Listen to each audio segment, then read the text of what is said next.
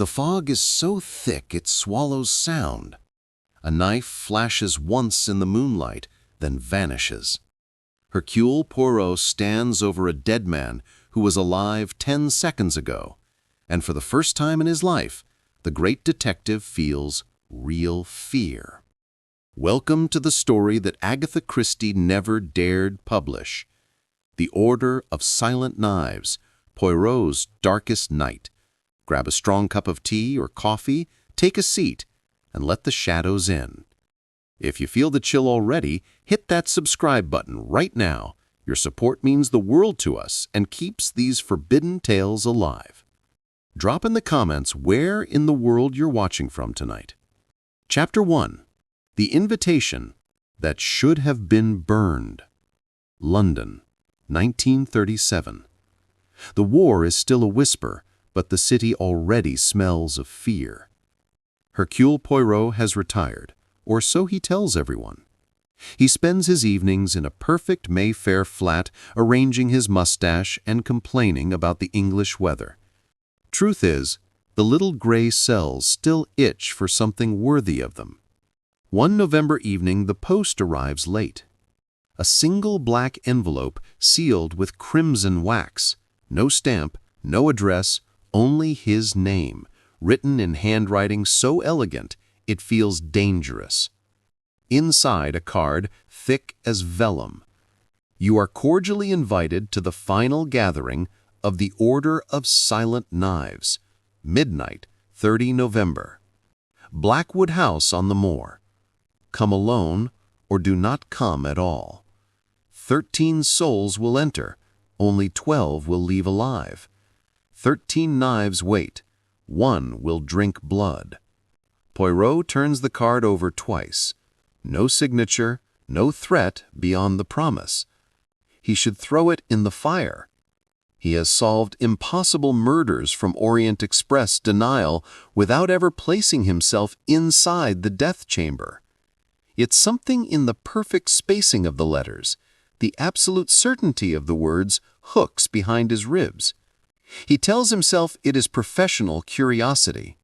He tells himself the English police are fools and someone must prevent tragedy.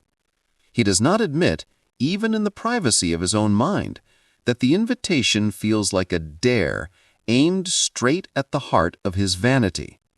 Next morning, he wires his old friend Captain Hastings, who is shooting pheasant in the country. Message short. My dear Hastings, pack warm clothes and bring your revolver. We are going to a party where someone intends to commit the perfect murder, and they have invited me to watch. 2 days later, a sleek black Rolls-Royce carries them north. The driver never speaks, never looks in the mirror. Night falls early in late November. By the time the car turns off the main road, the moor is a sea of black water and silver mist. Headlights catch twisted trees that look like drowning men reaching up. Blackwood House rises suddenly, a jagged silhouette of towers and chimneys, every window glowing red as fresh blood. The car stops. The driver opens the door, then simply drives away, leaving them on the gravel with their bags and the silence. The front door opens by itself. A tall butler in flawless evening dress. Monsieur Poirot, Captain Hastings, you are expected. The 13th knife is sharpened especially for you. They step across the threshold.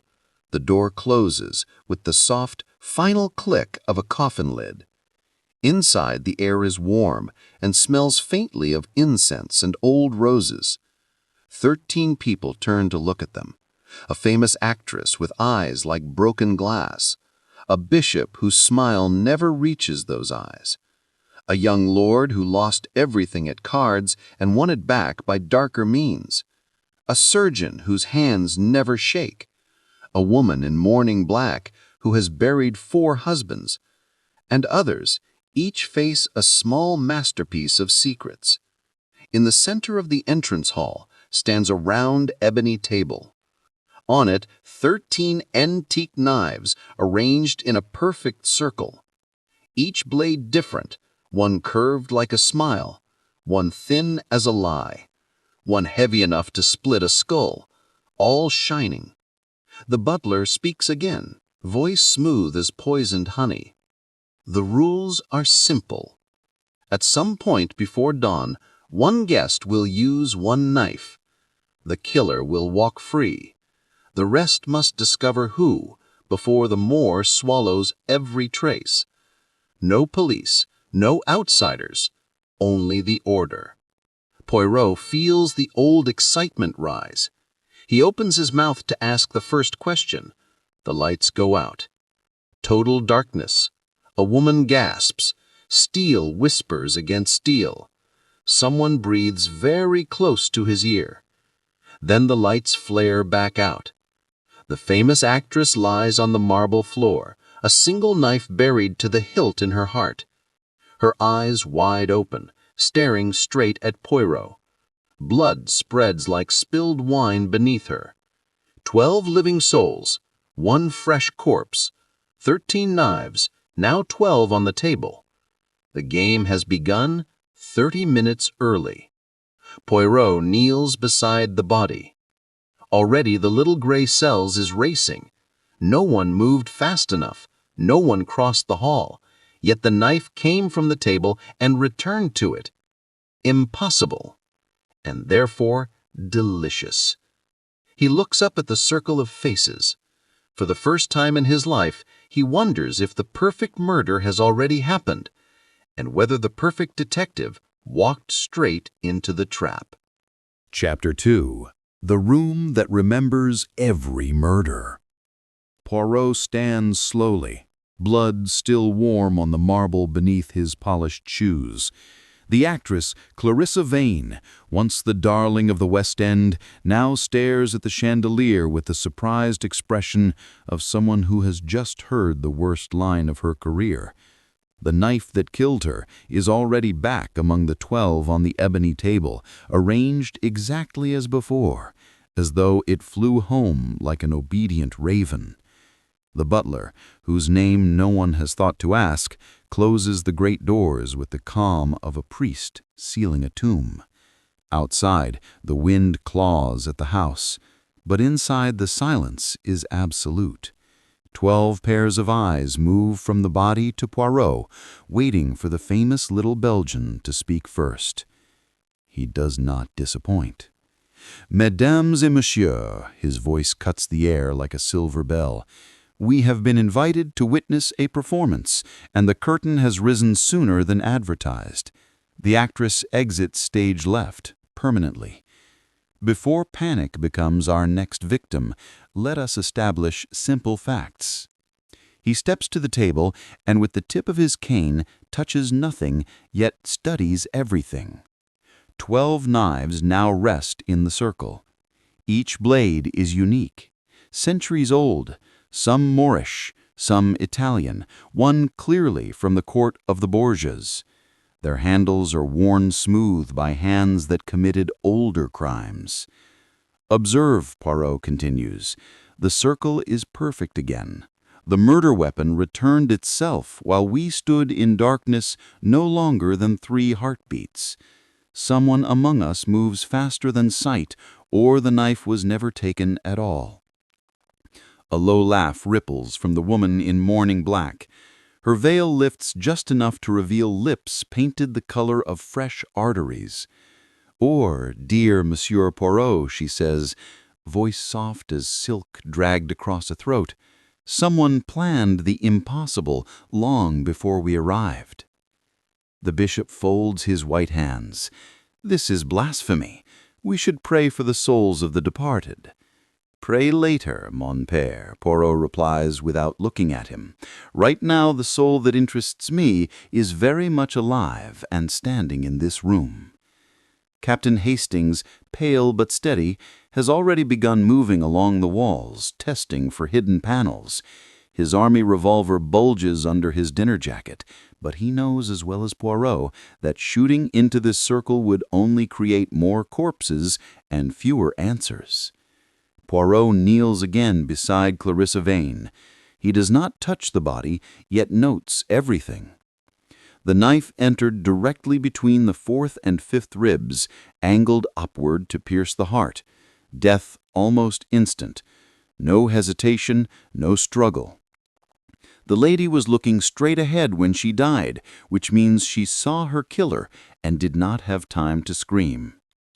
He lifts his gaze to the 12 faces. Who stood directly opposite her when the lights went out? No one answers. Memory already plays tricks in the presence of violent death. The young lord, whose name is Ravenwood, lights a cigarette with shaking fingers. Does it matter? We all stood in a rough circle. The room was pitch black. Anyone could have stepped forward. Anyone did, Poirot says, rising, but not everyone could return a knife to its exact place in total darkness without a sound. That requires practice or machinery, or both. The surgeon, a thin man with eyes the color of winter sea, speaks for the first time. The wound is clean, one thrust, professional, almost gentle.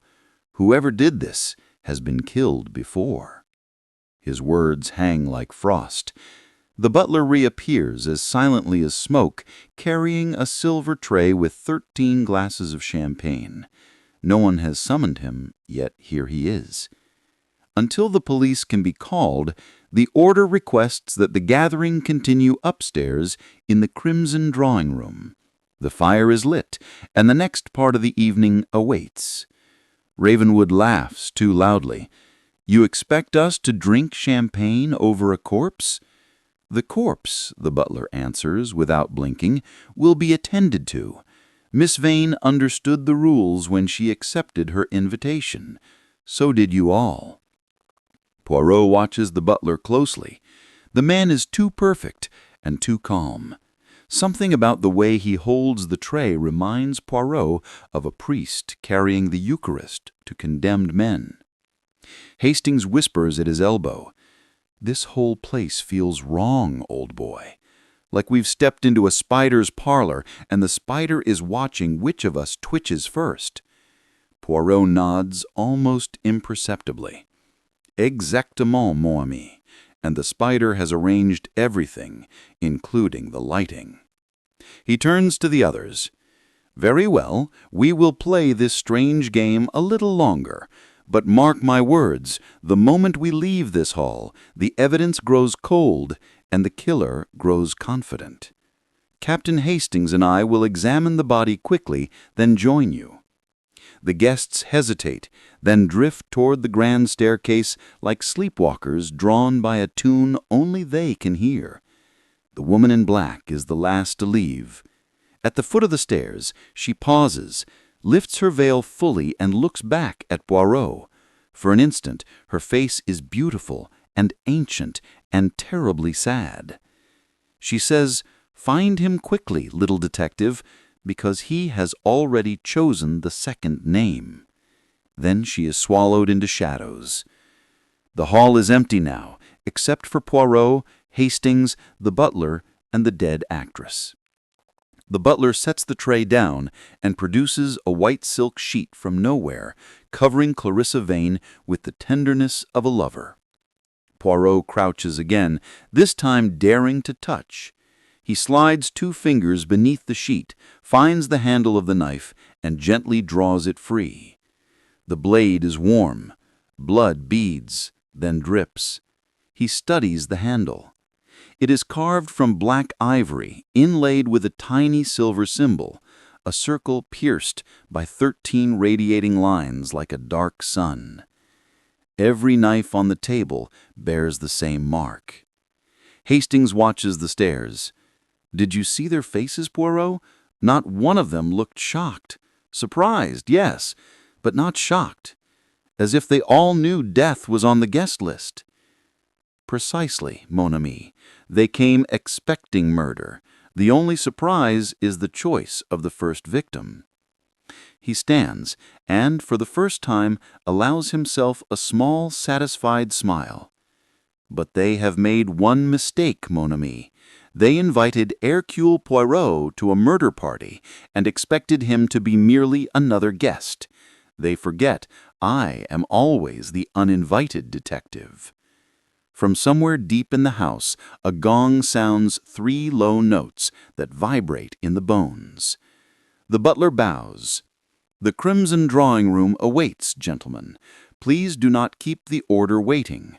The second knife grows impatient. Poirot tucks the wrapped blade inside his coat next to his heart. "Lead on," he says cheerfully.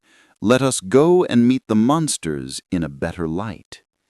As they climb the grand staircase, the gas lamps flicker, and for a moment every shadow on the wall looks exactly like a raised dagger.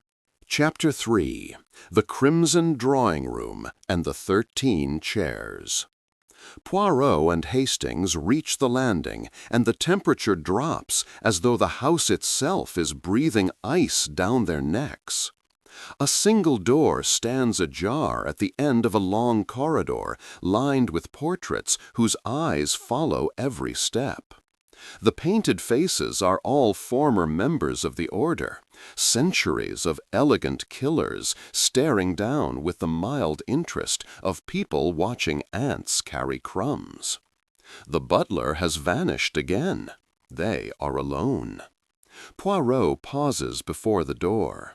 From inside comes the low murmur of voices and the occasional sharp laugh that ends too quickly. He adjusts his tie, smooths an invisible crease from his coat, and allows himself one quiet breath. "Remember, Hastings," he whispers, "from this moment forward, every word is a trap, and every silence is a confession. Say nothing you do not wish repeated at your own inquest." Hastings manages a tight smile. "Cheery, old chap." They step through. The Crimson Drawing Room earns its name honestly. Walls the color of fresh liver, silk hangings dark as congealed blood, a carpet so thick it swallows footsteps. A massive fireplace roars, yet the warmth never reaches the center of the room. 13 high-backed chairs are arranged in a perfect circle around a low table of black marble. 12 are occupied. The 13th stands empty, waiting like an accusation. The guests have composed themselves with frightening speed. Champagne glasses are in nearly every hand. Cigarette smoke coils toward a painted ceiling where devils and angels wrestle an eternal stalemate. The woman in mourning black sits opposite the empty chair. She has removed her veil entirely. Her face is younger than Poirot expected, no more than 30, but grief has etched lines that no cosmetic will ever erase.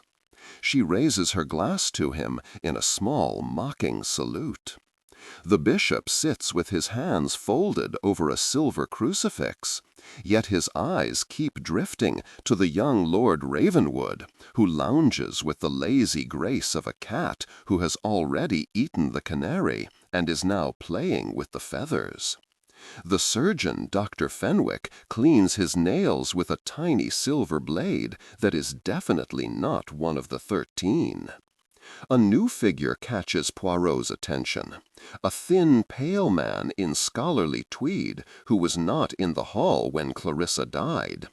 He sits slightly apart, reading a small leather book, as though the rest of the room is an irritating distraction. When he feels Poirot stare, he looks up and smiles the thin, polite smile of a librarian who has just been asked for a book that does not officially exist.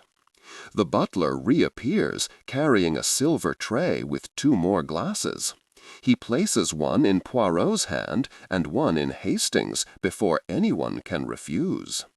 "Welcome to the true heart of Blackwood House," he says. "Here the order has met every 30 years since 1647. The chairs have never been increased or reduced. 13 is the sacred number. One must always be empty until the next gathering. And tonight, Poirot asks softly, who was meant to fill the 13th chair? Every head turns toward the woman in black. She meets their stares without flinching. My husband, she answered. He died 3 weeks ago. Poison, they said. I received his invitation the day after the funeral. Someone wished me to take his place. A small silence follows, broken only by the crackle of the fire. Ravenwood leans forward. So the circle was already broken before any of us arrived. That rather changes the rules, does it not? No, the butler replies. The rules are eternal. 12 living, 13 knives, 1 death before dawn. The empty chair merely passes the honor to another. Poirot sips the champagne. It is perfect, of course. Then we have a problem, he says pleasantly, because 1 death has already occurred, and the night is young. Either your rules are flexible, or someone is improvising. The pale scholar closes his book with a soft snap. Or, Monsieur Poirot, the first death was not part of the ritual at all, merely a warm-up exercise. His voice is cultured, quiet, and absolutely certain. Poirot feels the little hairs rise on the back of his neck. Allow me to introduce myself, the scholar continues, standing with old-fashioned courtesy. Professor Alban Quill. I study the history of secret societies. The Order of Silent Knives has fascinated me for decades. Tonight I am here as an observer and chronicler. He smiles again, provided I survive to finish my notes. Dr. Fenwick laughs softly. We all hope to survive, Professor. Some of us more than others. The woman in black sets her glass down untouched. Stop talking in circles. Clarissa is dead. One of us killed her. The sooner we admit that, the sooner we can decide what to do about it. What to do, the bishop says heavily, is pray for guidance and lock our doors. Lock our doors against whom? Ravenwood asks. We are all locked in together until sunrise. That is the whole point. Poirot has been watching faces while they speak. He sees fear, certainly, but also something more dangerous than excitement. These people are not innocent lambs herded to slaughter. They came to Blackwood House knowing death would walk among them. Some came to watch. Some came to wield the blade. Some, perhaps, came to be chosen. He places his glass on the marble table and steps into the circle. Very well, he says briskly. Let us waste no more time on pretty speeches. A woman lies cooling downstairs, and one of you put her there. You will now indulge Hercule Poirot in a small experiment. He moves to the empty 13th chair and sits. The room freezes. Even the fire seems to pause. Poirot folds his hands in his lap and smiles the small, satisfied smile that has broken 100 alibis. Professor Quill tells us the circle must always have 13. Tonight it has only 12 living souls. By sitting here, I restore the sacred number. Perhaps this will annoy the killer into revealing a mistake. The woman in black is the first to recover. You think the murderer cares about symmetry? I think the murderer cares about everything, Poirot replies. The knives, the darkness, the timing, the return of the blade. This is not a crime of passion, mes amis. This is art. From the corridor comes the sudden shrill ring of a telephone, an impossible sound in a house cut off from the world by miles of moor. Every head turns. The butler alone remains unmoved. "That will be the library telephone," he says. "Only one line connects Blackwood House to the outside world, and it rings only when someone out there knows we are listening." He glides from the room. 30 seconds later, he returns, his face as expressionless as ever. "A message for Monsieur Poirot," he announces. The caller refused to identify himself. He said only this: "Tell the Belgian the second knife is already wet." A log shifts in the fireplace, sending up a shower of sparks. Poirot rises slowly. The smile is gone. Somewhere in the house, a woman screams once, sharp and cut off, as though a hand has been clamped over her mouth. Hastings draws his revolver. The butler steps neatly aside, opening a second door that was not visible a moment ago. "The scream came from the east wing," he says calmly. "Shall we?" The circle breaks. Chairs scrape, glasses fall and shatter. They spill into the corridor, running toward the sound, boots and evening shoes hammering on ancient oak. Poirot runs with them, heart pounding, not from exertion, but from the sudden terrible certainty that the game has slipped from his grasp. They reach a narrow gallery lined with suits of armor. Moonlight spills through high windows, turning everything silver. Chapter 4. The Library of Forbidden Blades. The corridor smells of iron and candle smoke. They stand frozen around the dead maid, while the blood keeps spreading, slow and patient, as though the house itself is drinking. Poirot is first to move. He steps over the widening pool, careful not to disturb the perfect circle, and studies the message on the wall. The letters are small, neat, written by someone who had time to be proud of their penmanship. One for the actress, one for the servant, 11 to go. Hastings whispers, "This isn't the ritual anymore. This is a hunt." Poirot only nods. The little gray cells are racing so fast he feels almost dizzy. The butler appears again, silent as ever, holding a storm lantern high. The library telephone is still connected. The caller is holding. Poirot strides past the body and down the corridor. The others follow like ducklings after a very determined drake. They descend a narrow servant's stair, boots clattering, breath white in the sudden cold. At the bottom, a heavy oak door stands ajar. Beyond it, shelves rise into darkness, thousands of books bound in black leather, each spine stamped with the same 13-rayed sun that decorates the knives.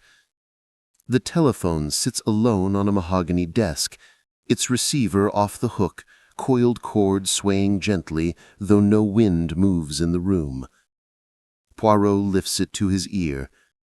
A man's voice, cultured, amused, and terribly close, as though he stands just behind Poirot's shoulder.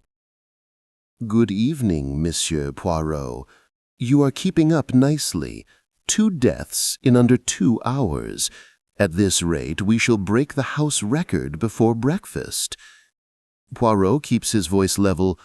"To whom do I have the pleasure of speaking?" "Names are for gravestones. Call me the archivist, if you must have a title. I keep the records of the order.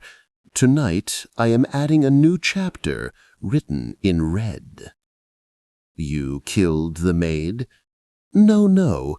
I merely watch and record. Others do the cutting. I simply ensure the story is told correctly." "Then tell me this," Poirot says. "Why the servant? She was not one of the 13. A soft laugh. "Because she saw something she should not have. Servants are always the first to notice when the masks slip. Besides, the order has rules, but I have imagination." Poirot glances at the shells. In the lantern light, he now sees that many volumes are not books at all, but thin wooden boxes. Each box bears a date and a name. He pulls one free. Inside lies a single knife wrapped in faded silk and a photograph of a smiling man long dead. Every blade has its history. Every death is its patron. Tonight the blades are restless. They remember old hunger. Poirot closes the box. You speak as if the knives themselves choose. Perhaps they do, or perhaps 12 very clever people brought their favorite toys, and one of them has decided to play without permission. Good luck telling which. The line goes dead with a soft click. Poirot replaces the receiver and turns to the others crowded in the doorway. Their faces flicker in the lanterned light like masks at a particularly nasty carnival. Listen carefully, Poirot says. Someone in this house is killing outside the agreed ritual. That someone just declared war on every living soul here, guests and servants alike. From this moment, we are no longer players in an elegant game. We are rats in a very expensive trap. Dr. Fenwick speaks up. Then we search the house together, no one alone. No, Poirot shakes his head. Together we are slow and blind. We split into pairs. Each pair takes one wing. We look for anything, hidden passages, extra knives, blood on cuffs, guilt in eyes. We meet back in the crimson drawing room in 30 minutes. Anyone who fails to appear joins the list of the dead. The woman in black, whose name Poirot has learned is Lillian Blackwood, direct descendant of the house's builder, raises an eyebrow. And who pairs with whom, little detective? I choose. That way the killer cannot choose his next victim too easily. He points quickly. Captain Hastings with Professor Quill, Dr. Fenwick with Lord Ravenwood, the bishop with Madame Duval. He nods toward a silent elderly woman in diamonds who has said almost nothing all evening. Madame Blackwood with me. Lillian's eyes glitter. How chivalrous. Or how practical, Poirot replies. You know this house better than any of us. Lead me to the places guests are not meant to see. For a moment she looks as though she might refuse. Then she inclines her head, regal as a queen consenting to walk with a peasant. The others disperse in uneasy pairs. Footsteps echo and fade. Poirot and Lillian are left alone beneath the watching shells. She lifts the lantern. This way. There is a room even the butler pretends does not exist. They move deeper into the library, past ladders that climb into darkness, past brass cases displaying knives so old they look like fossils of violence. At the very back, a section of shelving swings inward at Lillian's touch, revealing a narrow stone passage lit by a single red bulb. The Chapel of Blades, she whispers. My great-grandfather built it in 1893 after he murdered his brother with the family stiletto. He believed the knives needed a shrine. They descend. The air grows warmer, thick with incense and something metallic. At the bottom, a low iron door stands open. Inside is a perfect circle of 13 stone plinths. On each plinth rests a velvet cushion. 12 cushions are empty. On the 13th sits a knife Poirot recognizes, the curved Moorish blade that killed the maid less than 10 minutes ago. It is clean now, spotless, almost shining with satisfaction. Lillian's voice is very quiet. They always come home. Poirot steps closer. Beneath the cushion, a small brass plaque reads, For the night of 30th November, 1937, may the sharpest soul prevail. He reaches out, not quite touching the blade. "Your great-grandfather was a romantic," he says dryly. "He was a monster. All of them were. I thought coming here would let me understand why my husband took his own life rather than attend one more gathering. Now I think he simply chose a cleaner death." Poirot turns to her. "Madame, did you kill Clarissa Vane?" She meets his eyes without blinking. "No. But I am not sorry she is dead. She destroyed my marriage." "And the maid?" Lillian's face softens for the first time. "Elsie, never. She was loyal for 20 years. Whoever cut her throat did it to hurt me." A sudden thud echoes from somewhere above, followed by running feet and a single gunshot that rattles the stone walls. Poirot is already moving, pulling Lillian with him. They race up the hidden stairs and burst back into the library. Lord Ravenwood staggers through the main door, clutching his left arm. Blood drips between his fingers. "Fenwick, he's gone mad. I tried to put a knife in my ribs in the portrait gallery. I shot him. God help me, I shot him." Hastings and Professor Quill appear from another door, revolvers drawn. "He's not dead," Hastings says grimly. "Crawled away bleeding like a stuck pig. We lost him in the West Wing." Chapter 5. The Hour of Broken Alibis. The great clock in the entrance hall strikes 2, with a sound like a coffin being nailed shut. 4 dead in less than 3 hours, if you count Dr. Fenwick bleeding somewhere in the dark. The remaining guests gather in the entrance hall, beneath the chandelier that still glimmers, with Clarissa Vane's blood dried black on the marble below. Lord Ravenwood sits on the bottom stair, pressing a folded handkerchief to his arm. The handkerchief is already soaked in crimson.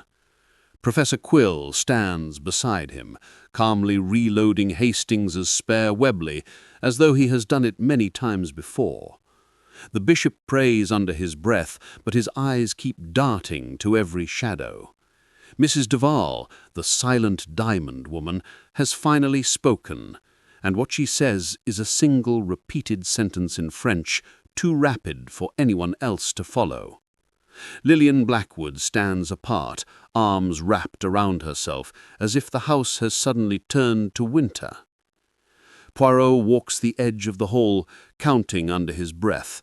He stops beneath the chandelier and raises his voice so it carries to every corner. "Enough. We stop running like frightened chickens. The killer wants chaos. We will give him an order instead." He points to the ebony table where the original knives were displayed. "Only 8 remain now. 4 have gone walking, and 3 of those have tasted blood. Observe," he continues, "each time a knife leaves its place, someone dies, and the blade returns cleaned and proud. Someone in this house has access to the hidden passages, someone who knows exactly where each knife must rest. That someone is not a ghost. Ghosts do not bleed." Ravenwood laughs shakily. "Tell that to Fenwick. He came out of a wall like a demon. Walls have doors, and doors have hinges. Show me exactly where." Ravenwood leads them upstairs, limping badly. Hastings supports him on one side, Professor Quill on the other. They reach the long portrait gallery, where ancestors glare down in perpetual disapproval. Halfway along, Ravenwood stops before a full-length portrait of a cavalier in a slashed doublet. "Here. One moment we were examining the paintings, the next the wall opened and Fenwick lunged with a stiletto. I fired instinctively. He dropped the knife and vanished back inside." Poirot examines the frame. His small fingers find a concealed catch. The portrait swings inward, revealing a narrow passage lit by dim red bulbs. A trail of fresh blood leads away into darkness. "Servants' corridors," Lillian says quietly. "My great-grandfather had them built so the family could move unseen. There are dozens. They run behind every major room." Poirot's eyes gleam. Then the house itself is an accomplice. Bon, now we know how the knives travel. He turns to the others. From this moment, no one walks alone, and no one trusts the walls. We stay in the open rooms, and we stay together. We also ask questions that should have been asked hours ago. He faces them like a schoolmaster with very dangerous pupils. Question 1. Who profits most from these deaths? Silence. Question 2. Who among us has been killed before tonight and walked away clean? The bishop crosses himself. Mrs. Duval begins muttering again. Question 3, Poirot says softly. Who invited Hercule Poirot knowing I would come, because no puzzle can be resisted by these famous little grey cells? Professor Quill raises an eyebrow. You believe you were the real target all along? I believe, Poirot answers, that someone wished the greatest detective in Europe to die inside Blackwood House on the night the order gathers. My death would be the perfect signature, the one murder no one would ever solve because the solver himself would be the victim. Lillian steps forward. Then the invitation was bait. Exactement, and I swallowed it whole. Hastings looks stricken. Poirot, old man, I never should have let you. You could not have stopped me, mon ami. Vanity is a powerful seasoning. A sudden scream echoes from the floor above, long rows and ends in a gurgle. They run, up the main staircase, 2 steps at a time, into the east wing, where the guest bedrooms wait. The scream came from the last door on the left. It stands open. Inside, Mrs. Duval lies across the bed, diamonds scattered like frozen tears. Her throat is wide. In her right hand she clutches a small dagger with a jade handle, one of the missing 13. Her eyes are fixed on the ceiling where someone has painted in her own blood a perfect 13-rayed sun. On the bedside table, a gramophone spins silently as the record is long finished. Poirot crosses the room in 3 strides and lifts the needle. From the hallway, the butler's voice drifts in, calm as ever. 5 now. The house is ahead of schedule. Poirot whirls. The corridor is empty. Ravenwood swears and collapses against the wall, his wounded arm forgotten. Professor Quill studies the body with detached curiosity. Precise incision, left to right. She was sitting up when it happened, trusted her killer completely. Lillian turns away, white as paper.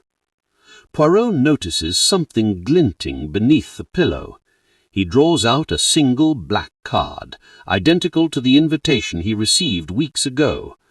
On it, in the same elegant hand, for Hercule Poirot, with admiration and regret, your final case. He slips the card into his pocket without showing the others. Hastings whispers, We're being picked off one by one, old chap. At this rate none of us sees sunrise. Then we change the rate, Poirot says grimly. He raises his voice for all to hear. Listen carefully. We are going to the crimson drawing-room. We will drag every stick of furniture to block the doors and the hidden entrances. We will light every lamp and candle. Then we will sit in a circle and we will not move until dawn. Anyone who tries to leave that room before the sun rises will be shot by Captain Hastings or by me. I am tired of good manners. For the first time, no one argues. They move downstairs like a funeral procession that has forgotten whose corpse it carries. As they barricade the crimson drawing-room, Poirot counts the living. Himself, Hastings, Lillian Blackwood, Lord Ravenwood, bleeding but stubborn, Professor Quill, cool as winter, the bishop, praying louder now. 6. 6 souls left inside a house that has already swallowed 7.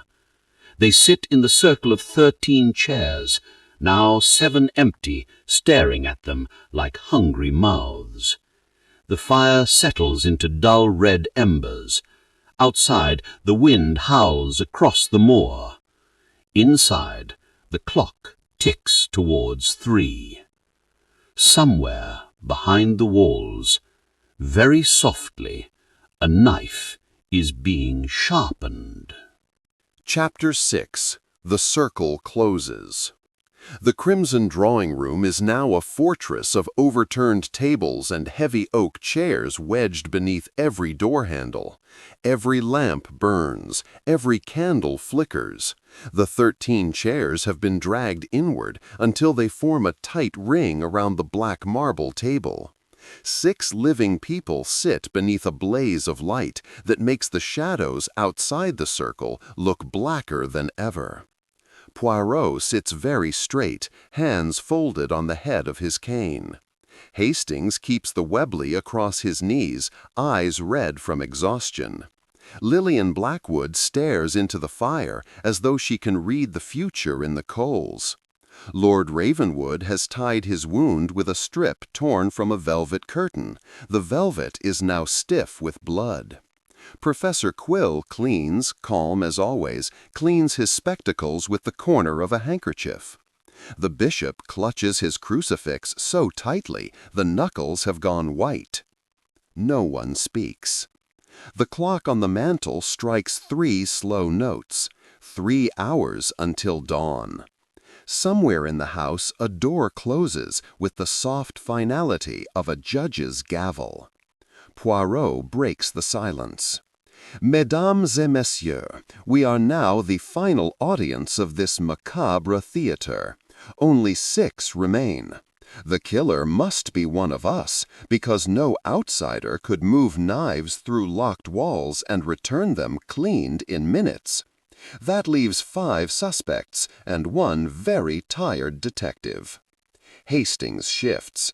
Make Ho's 4 suspects, old boys. You know I didn't do it. Poirot gives the smallest of smiles. Of course, mon ami, but the killer does not know I know. That is our only advantage. He turns slowly, looking each person in the eye. Let us speak plainly. Someone in this circle has murdered 5 times tonight and arranged every death to look impossible. Someone hashed the little maid, shot at Lord Ravenwood, cut Mrs. Duval's throat while she sat on her own bed, and wrote messages in blood for my personal entertainment. That someone is very clever, very quick, and very close. Ravenwood laughs, a cracked sound. We're all clever, Poirot. That's why we were invited. No, Poirot says softly. Only one of you is clever enough to fool Hercule Poirot for hours. The rest of you are merely guilty of bad choices. The bishop's voice shakes. This is madness. We should pray together for deliverance. Pray by all means, mon père, Poirot answers, but keep your eyes open while you do it. God helps those who help themselves, and tonight he appears to be busy. Lillian stands suddenly, walks to the fireplace, and throws on 2 more logs. Sparks explode upward. My family built this house on blood, she says without turning. Every generation added a new passage, a new hiding place, a new blade. My husband hanged himself in the chapel below rather than come here again. Tonight, I understand why. She faces them. I am tired of pretending. I came to burn the place down after the gathering. Petrol cans are hidden in the stables. All I needed was for the others to be too drunk or too dead to stop me. A stunned silence. Professor Quill gives a low whistle. Well, that explains the faint smell of petrol on your gloves, madame. Lillian's eyes flash. It explains nothing about the murders. Perhaps not, Poirot says, but it explains the motive for some. A house on fire is a wonderful distraction while one escapes across the moor. Ravenwood leans forward. And you, Lillian, darling, you inherit everything if the last of the order dies here tonight, yes? No more embarrassing relatives, no more cursed gatherings, just a nice fat insurance payout on a tragic accidental blaze. Lillian's hand goes to her throat. You bastard! Enough! Poirot's voice cracks like a whip. Accusations without proof are toys for children. We deal in proof. He reaches into his pocket and produces the black card found beside Mrs. Duval. This was meant for me, the killer's calling card. Observe the handwriting. He places it on the marble table. Now watch. From another pocket, he draws the original invitation that brought him to Blackwood House weeks ago. He lays it beside the new card. The handwriting is identical. Gasps ripple around the circle. Poirot's voice is almost gentle. Someone in this room wrote both. Someone who knew I would come. Someone who has been planning my death longer than tonight. He looks slowly from face to face. The bishop writes sermons in Latin. Beautiful, but not this hand. Lord Ravenwood signs checks and betting slips. Never this elegance. Madame Blackwood uses a bolder script. I have seen her letters. Captain Hastings writes like a man who lost a war with fountain pens. He stops at Professor Alban Quill. That leaves you, mon professeur. Quill does not flinch. He simply puts his spectacles back on. An interesting theory, he says mildly, but theories are not evidence. No, Poirot agrees, but this is. From his inside pocket, he draws the blood-stained knife he removed from Clarissa Vane's body hours earlier, still wrapped in his handkerchief. I kept one blade, the only one that did not return home. Fingerprints, you see. Scotland Yard owes me favors. Quill's smile flickers for the first time. Poirot continues. You see, I lied earlier. The knives do not clean themselves. Someone cleans them very quickly in the hidden passages. Someone who knows every inch of this house because he spent months here researching his precious book on secret societies. The butler never questions because the butler answers to the Blackwood Family Trust, and Professor Quill has been the Trust's historical advisor for 3 years. Lillian gasps. That's true. He had the run of the house. Quill shrugs. Circumstantial. Then let us make it damned. Poirot stands, walks to the fireplace, and lifts down a heavy brass poker. Stand up, Professor. Quill hesitates, then rises with scholarly dignity. Poirot suddenly swings the poker hard against the marble table. The crash is deafening. From behind the wainscot panel directly behind Quill comes a metallic clatter, as though something dropped in surprise. Poirot smiles like a cat who has swallowed the cream and the canary. The passages are narrow, he says conversationally. When I make a loud noise, the person listening to the spy hole jumps. And when he jumps, the knife he was carrying falls. He taps the panel with the poker. It swings open. On the dusty floor inside lies a freshly cleaned dagger and a single black glove soaked in blood. Professor Quill's left hand is suddenly very bare.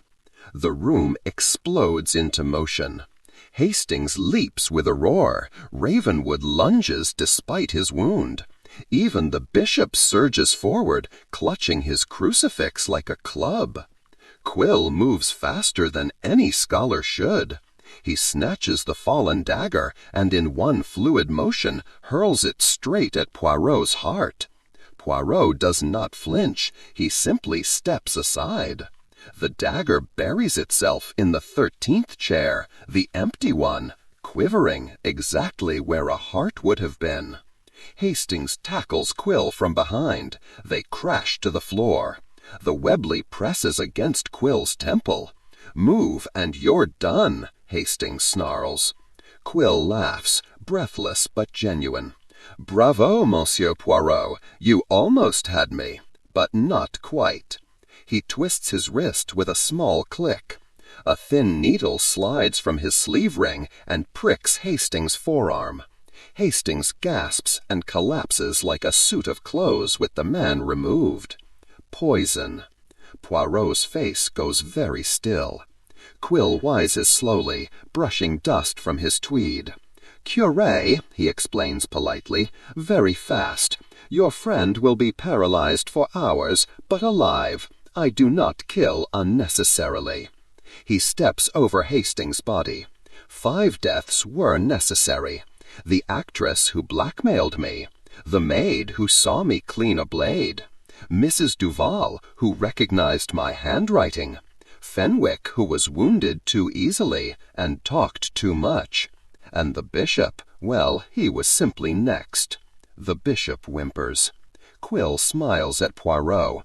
"You were meant to be the masterpiece, the detective who could not save himself.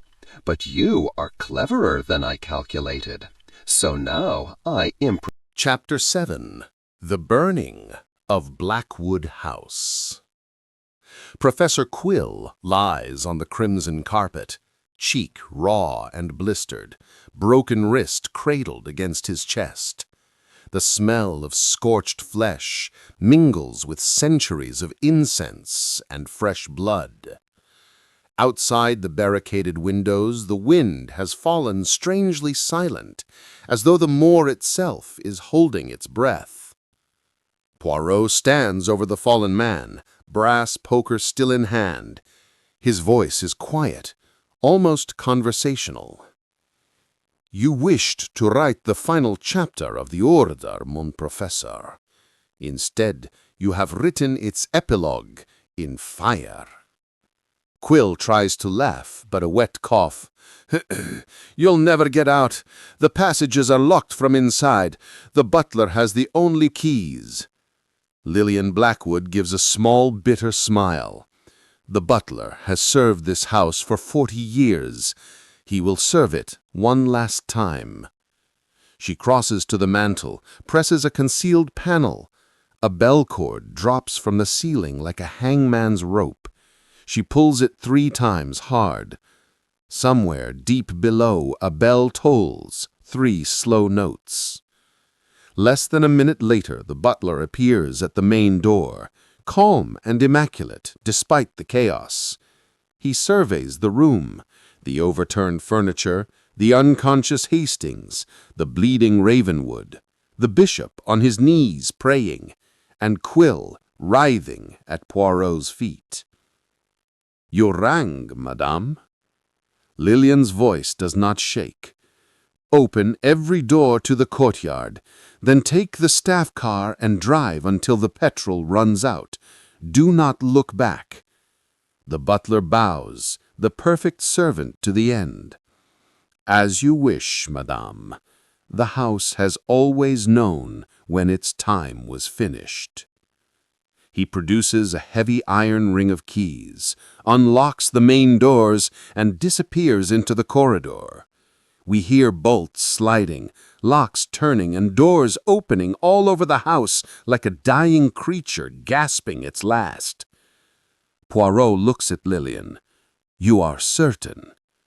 "This house murdered my husband, my child before it was born, and every scrap of happiness my family ever pretended to have. Tonight, it dies with its secrets." She turns to Ravenwood and the bishop. "Help me." They move fast. Ravenwood, half fainting from blood loss, nevertheless drags himself upright. The bishop, tears cutting tracks through the soot on his face, follows without question. Lillian leads them through the newly opened doors to the stables. 4 large petrol cans stand exactly where she left them weeks ago. They carry them back in grim silence, slopping fuel across marble floors, up the grand staircase, into bedrooms and galleries.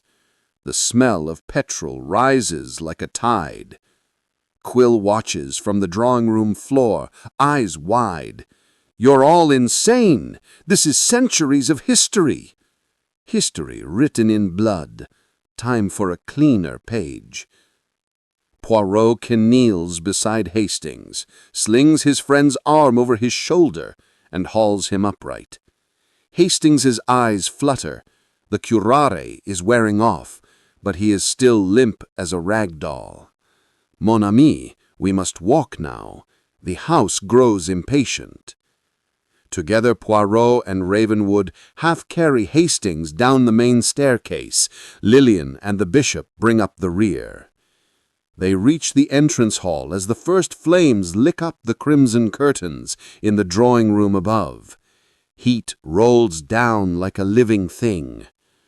Quill's final scream echoes behind them as fire races across petrol-soaked carpets. The 13 chairs ignite one by one, wood crackling like bones. They stumble out into the courtyard. Cold night air slaps their faces. The butler is already gone, taillights vanishing down the moor road.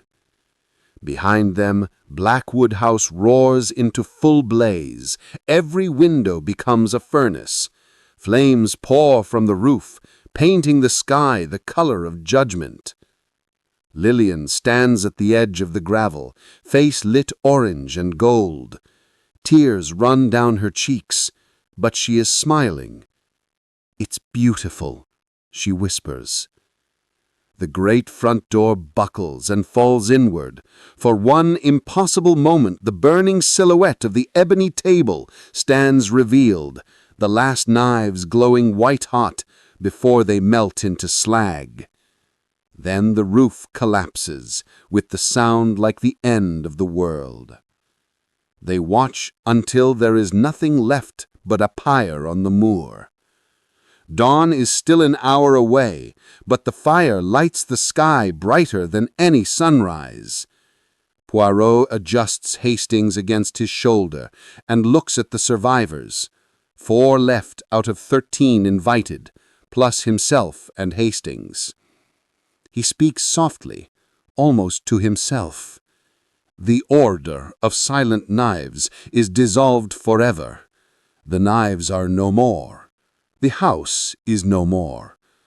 And Hercule Poirot has for once arrived too late to save anyone, yet exactly in time to see justice served.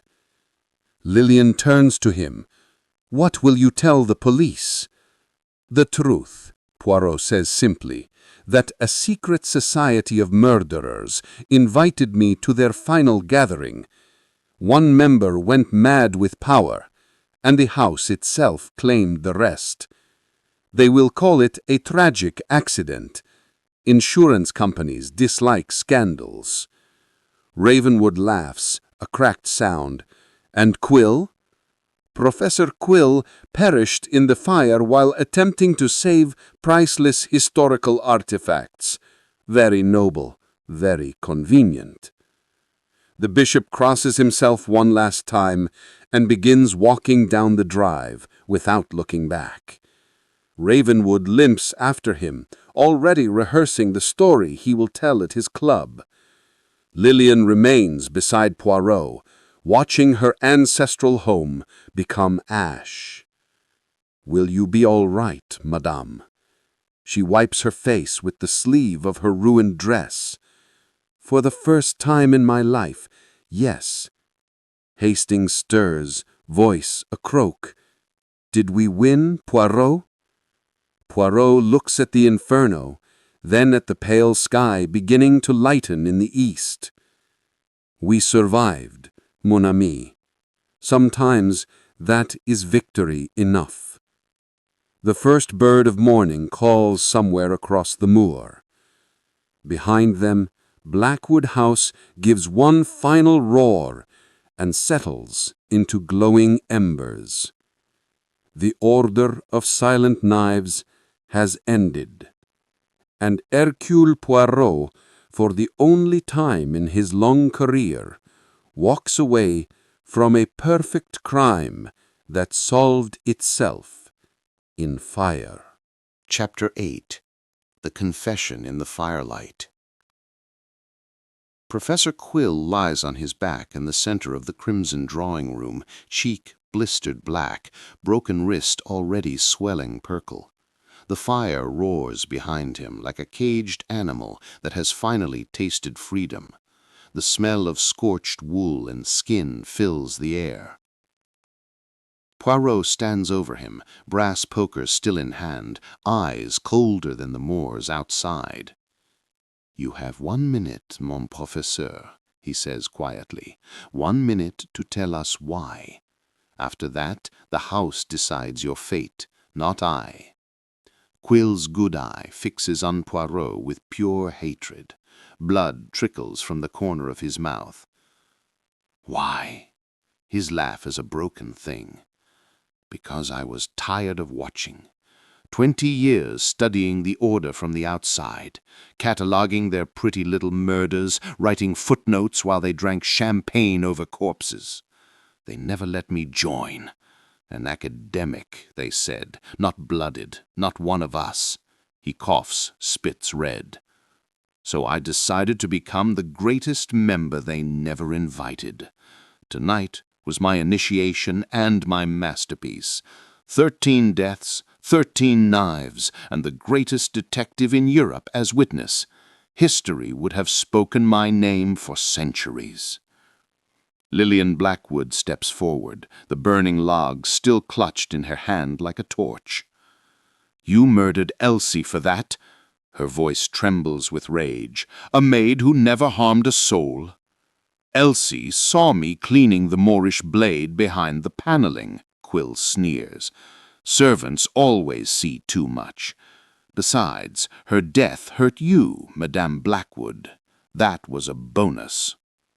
Lord Ravenwood sways on his feet, face gray from blood loss. "And Clarissa, Mrs. Duval, Fenwick."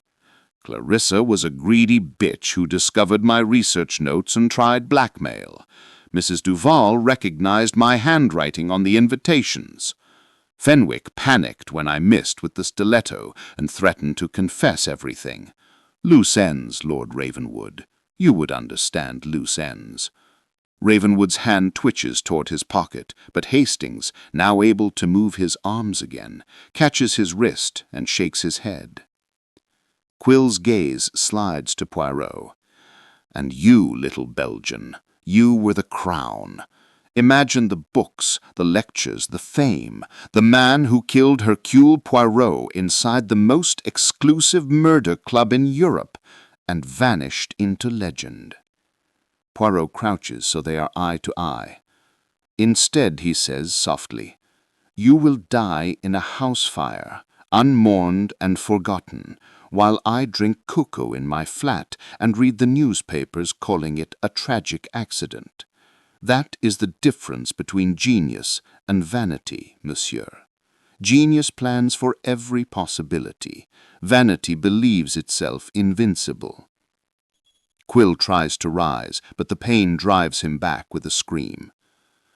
Lillian looks at Poirot. "What do we do with him?" Poirot stands. "We gave him what he wanted, a death inside Blackwood House on the night of the gathering. The order always required one sacrifice. Tonight it receives its final offering." He turns to the others. "Captain Hastings, Lord Ravenwood, help me carry him to the Chapel of Blades. Madame Blackwood, bring the petrol." Quill's scream rises into an animal howl as they drag him across the floor. The broken wrist leaves a wet red trail on the crimson carpet.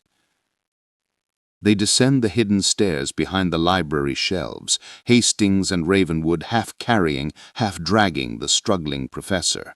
Lillian follows with a petrol can in each hand, face set like stone. The chapel is exactly as Poirot and Lillian left it earlier. 13 stone plinths, 12 empty velvet cushions, one bearing the freshly cleaned Moorish blade. They dump Quill in the center of the circle. He tries to crawl, but Ravenwood plants a boot between his shoulder blades. Poirot lifts the Moorish blade, turns it so the firelight runs along the curve like liquid rubies. This one has already tasted blood tonight. It seems fitting that it finishes the work. Quill's voice cracks. "You're no better than me. You're going to murder me in cold blood." "No," Poirot answers. "I am going to leave you here with your beloved knives while the house burns. Whether you choose to use this blade on yourself or wait for the flames is your final academic decision." He places the dagger on the floor within Quill's reach. Lillian begins pouring petrol in a wide circle around the professor, soaking the stone, the plinths, the velvet cushions. The stink of it fills the crypt. Quill's bravado collapses. He begins to sob. "Please, I'll confess everything. Prison, anything." Poirot looks down at him with genuine pity. "Confession is for priests and policemen, monsieur. Tonight you confess to the only court that matters." He turns to the others. "We are finished here." They climb the stairs. Lillian is last. At the threshold, she strikes a match and flicks it backward without looking. The chapel ignites with a soft whoosh. Blue flame races across the petrol, forming a perfect ring of fire around the screaming man and his 13 stone witnesses. They close the door. The screams follow them up the passage, growing fainter, then suddenly cut off. In the library, they pause only long enough to splash more petrol across the shelves of murder records. Lillian strikes another match. Flames leap hungrily from box to box, centuries of secrets, curling black and dying. They do not speak again until they stand in the courtyard, watching the house become an inferno. Somewhere inside, the chapel roof collapses. The screaming is over. 8 souls entered the fire tonight. Only 5 of them will walk away. The night is not finished with them yet. Chapter 9. The Price of Dawn. The courtyard is lit red as hell itself.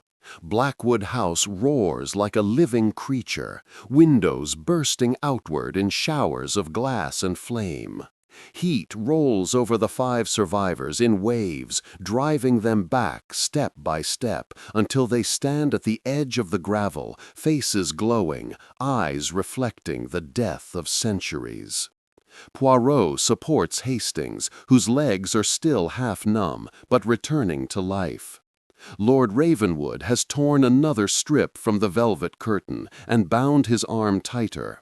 Blood no longer drips, but his face is the color of old parchment. Lillian Blackwood stands motionless, arms hanging at her sides, watching her inheritance become light and ash. The bishop has fallen to his knees on the frost-rimed grass, praying in frantic Latin, crucifix pressed to his lips. A terrible cracking splits the night. The east wing folds inward with a thunderous groan, sending a pillar of sparks 100 feet into the sky. For one heartbeat, the burning skeleton of the house looks exactly like a screaming face. Hastings finds his voice first. "We should move farther back. The whole place could come down." Poirot nods, but his eyes never leave Lillian. Something in her stillness troubles him more than the fire. "Madame," he says gently, "it is finished. Come." She does not move. Ravenwood lights another cigarette with shaking fingers. Let her watch. Women just killed her past. Takes a minute to sink in. The bishop rises suddenly, eyes wild. "We have committed an abomination. We burned a man alive." "We burned a monster," Ravenwood snaps. "Difference matters." The bishop rounds on him. "Thou shalt not kill. We are no better than—" His words choke off. A thin line of red appears across his throat, neat as a tailor's chalk mark. For one impossible second, he stands upright, crucifix still clutched. Then his head tips backward, and he falls face first onto the gravel. Blood pumps bright across the stones. Ravenwood's cigarette drops from his lips. From the darkness beyond the courtyard wall steps the butler. Immaculate evening dress untouched by smoke, white gloves spotless, face calm as ever. In his right hand he holds a long straight knife, one of the 13, its blade glowing orange from the heat of the house. He bows slightly. "Forgive the interruption," he says, in the same polite tone he used to serve champagne over a corpse. "The order requires 13. Fire is dramatic, but it is not precise. One more is needed for the circle to close properly." Hastings fumbles for the Webley, but his fingers are still clumsy from the curare. The revolver slips and clatters away across the gravel. The butler advances, unhurried. Lillian finally turns. Her face is streaked with soot and tears, but her voice is steady. "You knew. All these years you served us, and you knew what the house really was?" "I did more than I know, madame," the butler replies. "I kept it alive. Your great-grandfather hired me in 1894 because I already belonged to the order. Every gathering, every 30 years, I prepared the knives, cleaned the passages, disposed of inconveniences. I am the only permanent member. The house and I are the same age. When it dies, I die with it, but not before the count is correct." He raises the blade. Ravenwood lunges for the fallen revolver. The butler flicks his wrist almost lazily. The knife leaves his hand, spins once, and buries itself in Ravenwood's chest.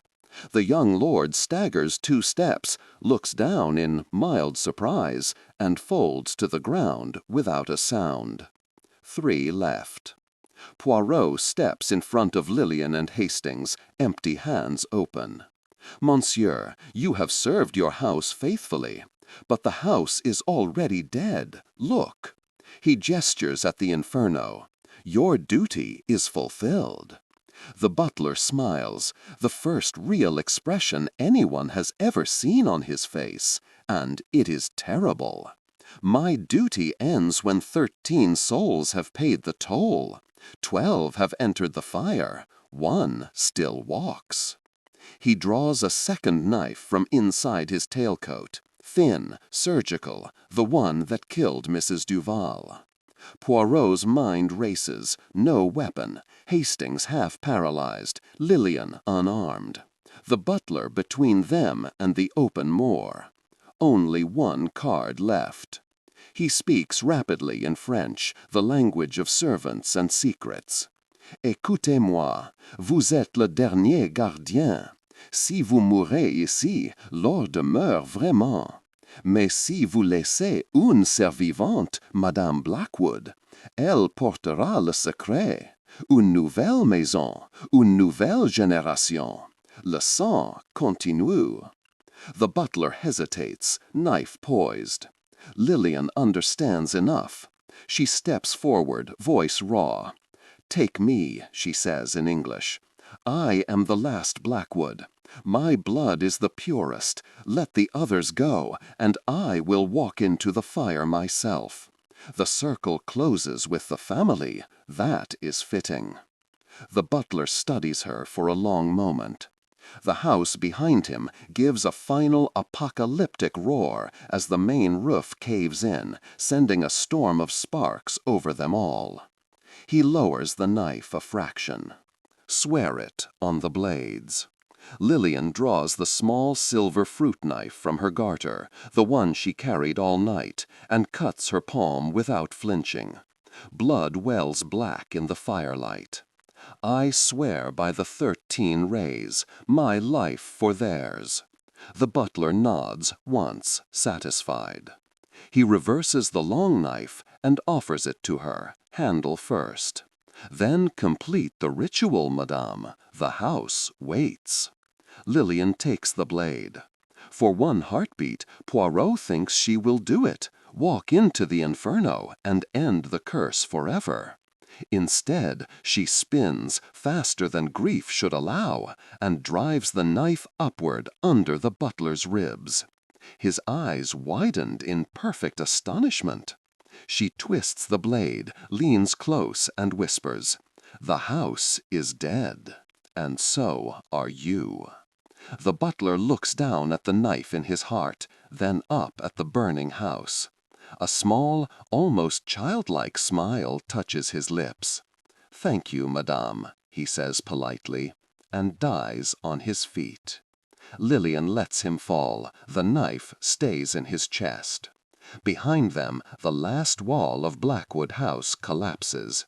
A gust of superheated air rushes over them, smelling of centuries of murder, finally released. Only 3 remain on the frost. Poirot picks up the fallen Webley and presses it into Hastings' hand. Lillian stands over the butler's body, blood dripping from her cut palm onto his white shirt front, mixing with his own. "It is finished," she says, and for the first time her voice breaks completely. Dawn is less than 30 minutes away. But the Moor has one final trick. Chapter 10. The 13th Knife.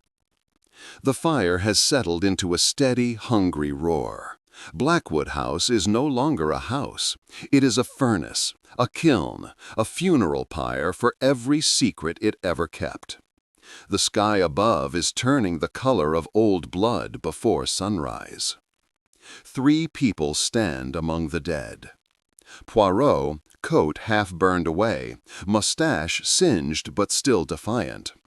Hastings, revolver finally steady in his grip, eyes wide with the things he has seen. Lillian Blackwood, palm bleeding, face streaked black and red, the last blade still protruding from the butler's heart. Silence falls, broken only by the crack and pop of burning timber. Then Poirot speaks, very softly. "No, madame, it is not finished." He steps forward, away from Hastings, away from the heat, until he stands alone on the frost-rimed gravel. His eyes never leave Lillian. "From the beginning," he says, "there was always one detail that refused to lie down. One detail that made the little gray cells ache with discomfort." Hastings frowns. "Poirot, what are you talking about? It's over. Quill is ash. The butler is dead. The house is gone." Poirot raises one finger. "Exactly, mon ami. The house is gone. Yet the 13th knife is still missing." He turns slowly to Lillian. 12 blades entered the fire tonight. 12. We watched them melt. But the order has always demanded 13. And the 13th knife has not yet drunk. Lillian's face does not change. The wind lifts her hair like black fire. Poirot continues, voice gentle, almost kind. "The invitations were written in your handwriting, madame, not Quill's. I kept both cards. The slope of the P, the perfect curl of the Y, identical to the letters you wrote to your husband that I saw in the desk at Blackwood House last month when I accepted your private commission to investigate his suicide." Hastings takes a stumbling step forward. "Poirot, no." "Yes, mon ami. Madame Blackwood hired me 6 weeks ago." A grieving widow who feared her husband had been driven to take his own life by a sinister society. She begged me to attend the gathering in secret, to protect the guests. She paid my fee in advance and gave me the black invitation herself. He looks at Lillian with genuine sadness. "You planned everything. You forged the invitations in your own hand, then blamed Quill when the moment was right. You let him believe he was the architect while you moved the pieces. Quill was killed because he craved membership. The butler was killed because he believed in duty. But you, madame, you killed because you wanted the Blackwood line to end in a single perfect night of fire, with you as the last survivor and the only inheritor. Lillian smiles. It is beautiful and terrible. Prove it, little detective. I already have. Poirot reaches into his torn waistcoat and draws out a small silver fruit knife, the twin of the one she used moments ago to cut her palm. Your garter knife, he says. I took it while you poured petrol in the chapel. The blade is stained with Elsie's blood. You cut the maid's throat yourself, then placed the Moorish dagger in her hand to mislead us. You killed Mrs. Duval while the rest of us searched.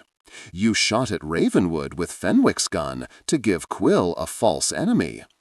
Every death was yours, madame, arranged so that others would carry the blades, while you remained the grieving widow. Lillian smiles. It is beautiful and terrible. Prove it, little detective. I already have. Poirot reaches into his torn waistcoat and draws out a small silver fruit knife, the twin of the one she used moments ago to cut her palm. Your garter knife, he says. I took it while you poured petrol in the chapel. The blade is stained with Elsie's blood. You cut the maid's throat yourself, then placed the Moorish dagger in her hand to mislead us. You killed Mrs. Duval while the rest of us searched. You shot at Ravenwood with Fenwick's gun to give Quill a false enemy. Every death was madame, arranged so that others would carry the blades, while you remained the grieving widow. Lillian smiles. It is beautiful and terrible. Prove it, little detective. I already have. Poirot reaches into his torn waistcoat and draws out a small silver fruit knife, the twin of the one she used moments ago to cut her palm. Your garter knife, he says. I took it while you poured petrol in the chapel. The blade is stained with Elsie's blood. You cut the maid's throat yourself, then placed the Moorish dagger in her hand to mislead us. You killed Mrs. Duval while the rest of us searched. You shot at Ravenwood with Fenwick's gun to give Quill a false enemy. Every death was madame, arranged so that others would carry the blades, while you remained the grieving widow. Lillian smiles. It is beautiful and terrible. Prove it, little detective. I already have. Poirot reaches into his torn waistcoat and draws out a small silver fruit knife, the twin of the one she used moments ago to cut her palm. Your garter knife, he says. I took it while you poured petrol in the chapel. The blade is stained with Elsie's blood. You cut the maid's throat yourself, then placed the Moorish dagger in her hand to mislead us. You killed Mrs. Duval while the rest of us searched. You shot at Ravenwood with Fenwick's gun to give Quill a false enemy. Every death was madame, arranged so that others would carry the blades, while you remained the grieving widow. Lillian smiles. It is beautiful and terrible. Prove it, little detective. I already have. Poirot reaches into his torn waistcoat and draws out a small silver fruit knife, the twin of the one she used moments ago to cut her palm. Your garter knife, he says. I took it while you poured petrol in the chapel.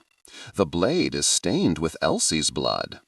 You cut the maid's throat yourself, then placed the Moorish dagger in her hand to mislead us. You killed Mrs. Duval while the rest of us searched. You shot at Ravenwood with Fenwick's gun to give Quill a false enemy. Every death was madame, arranged so that others would carry the blades, while you remained the grieving widow. Lillian smiles. It is beautiful and terrible. Prove it, little detective. I already have. Poirot reaches into his torn waistcoat and draws out a small silver fruit knife, the twin of the one she used moments ago to cut her palm. Your garter knife, he says. I took it while you poured petrol in the chapel. The blade is stained with Elsie's blood. You cut the maid's throat yourself, then placed the Moorish dagger in her hand to mislead us. You killed Mrs. Duval while the rest of us searched. You shot at Ravenwood with Fenwick's gun to give Quill a false enemy. Every death was, madame, arranged so that others would carry the blades, while you remained the grieving widow. Lillian smiles. It is beautiful and terrible. Prove it, little detective. I already have. Poirot reaches into his torn waistcoat and draws out a small silver fruit knife, the twin of the one she used moments ago to cut her palm. Your garter knife, he says. I took it while you poured petrol in the chapel. The blade is stained with Elsie's blood. You cut the maid's throat yourself, then placed the Moorish dagger in her hand to mislead us. You killed Mrs. Duval while the rest of us searched. You shot at Ravenwood with Fenwick's gun to give Quill a false enemy. Every death was, madame, arranged so that others would carry the blades, while you remained the grieving widow. Lillian smiles. It is beautiful and terrible. Prove it, little detective. I already have. Poirot reaches into his torn waistcoat and draws out a small silver fruit knife, the twin of the one she used moments ago to cut her palm. Your garter knife, he says. I took it while you poured petrol in the chapel. The blade is stained with Elsie's blood. You cut the maid's throat yourself, then placed the Moorish dagger in her hand to mislead us. You killed Mrs. Duval while the rest of us searched. You shot at Ravenwood with Fenwick's gun to give Quill a false enemy. Every death was, madame, arranged so that others would carry the blades, while you remained the grieving widow. Lillian smiles. It is beautiful and terrible. Prove it, little detective. I already have. Poirot reaches into his torn waistcoat and draws out a small silver fruit knife, the